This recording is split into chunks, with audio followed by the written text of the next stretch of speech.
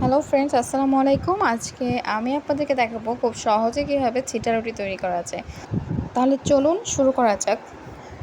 আমি এখানে আটা নিয়ে নিচ্ছি 4 কাপের মতো। আপনারা যতটুকু বানাবেন সেই পরিমাণ মতো আটা নিয়ে নেবেন। 1 চামচ লবণ ব্যবহার করছি আর কুসুম গরম পানি।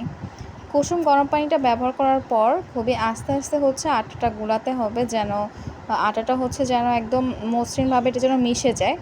আর একদম ঘন করা যাবে না, পাতলা করতে হবে, কারণ পাতলা করলে ছিটা রুটিটা তৈরি করতে সুবিধা হয় আর খেতেও খুব মজা হয়। কারণ ছিটা রুটির প্রধান বৈশিষ্ট্য এইটাই যে পাতলা করে ওটা তৈরি করে নিতে হবে। তারপর কিছুক্ষণের জন্য রেস্টে রেখে দিব। রেস্টে রাখার পর আমি এভাবে হাত দিয়ে এটাকে মথে নিচ্ছি। আপনারা চাইলে চামচ ব্যবহার করতে পারেন, কিন্তু হাত দিয়ে ইউজ করাটা মনে হয় আমার কাছে ভালো মনে হয়েছে।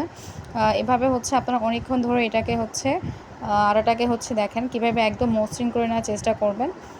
তারপর আমি এখানে আরও কিছু পানি অ্যাড করে দিয়েছি, কারণ এটা একটু ঘন হয়ে গিয়েছিল। তা এখন আরেকটু পাতলা করে নিব। পাতলা করে নেয়ার পর আমি এভাবে ধরে দেখছি যে এটা আসলে তাওয়ায় দিয়ে প্যানে কীভাবে তৈরি করা যায়। তো আমি এখানে ফার্স্টে এটাকে হালকা তেল ব্রাশ করে নিচ্ছি প্যানে ইউজ করলে ভালো, প্যানে সহজেই বানানো যায় ছিটা রুটিটা।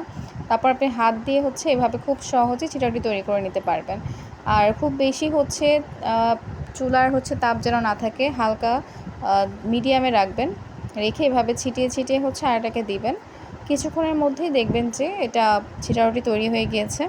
আমি এজন্য একটু ঢেকে দিব, যাতে এটা খেতে খুব মানে ভালো লাগবে, কারণ এটা সিদ্ধ হয়ে যায় একটু ঢেকে দেওয়ার ফলে। তারপর আমি এটাকে আস্তে করে উঠিয়ে নিচ্ছি, নিয়ে এটাকে ভাঁজ করে দেব। এই হয়ে গেল আমার ছিটা রুটি। এভাবে প্রত্যেকটা রুটি আমি তৈরি করে নেব।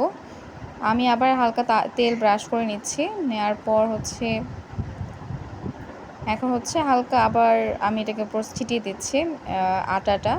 ঠিক একই রকমভাবে আপনারা এটা তৈরি করে নেবেন, কিন্তু অবশ্যই এটা মাথায় রাখবেন, যতবার রুটিটা তৈরি করবেন আটাটা গুলিয়ে নেবেন বারবার, যাতে উপর থেকে যেন মানে পুরো জিনিসটা একই রকম থাকে, মানে পানিটা যেন উপরে ভেসে না থাকে, এরকম যেন না হয়।